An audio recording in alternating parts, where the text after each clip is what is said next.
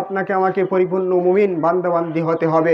আপনাকে আমাকে সালাত, সিয়াম, দান, সাদকা সহ প্রতিবেশীর সাথে সুন্দর ব্যবহার করা, উত্তম আচরণ করা, মানুষের সাথে হাসি মুখে কথা বলা, দেখা হলে সালাম দেওয়া। মনে করেন আপনার পাশ দিয়ে একজন ভাই যাচ্ছে, এখন উনি আপনাকে বললেন আসসালামু আলাইকুম, এইবার আপনি উত্তর না দিয়েই চলে যাচ্ছেন। আপনি শুনতে পেয়েছেন কিন্তু আপনি উত্তর দিলেন না, তাহলে যে ব্যক্তি সালাম দেয় তার কিন্তু মনে কষ্ট লাগে। রাসূলুল্লাহ বলছেন, যে ব্যক্তি আপনার আগে সালাম দিবে সে হলো অহংকার থেকে মুক্ত। এজন্য আগে সালাম দিতে হবে। অপর জন্য কোনো দিনই ভাই আপনাকে সালাম দেয়, অবশ্যই তার উত্তর দিতে হবে, এটা হলো ওয়াজিব। যে আগে সালাম দেয় তার নেকি একটু কম হলেও যে উত্তর দিবে তার নেকি বেশি। বললেন সুবহানাল্লাহ।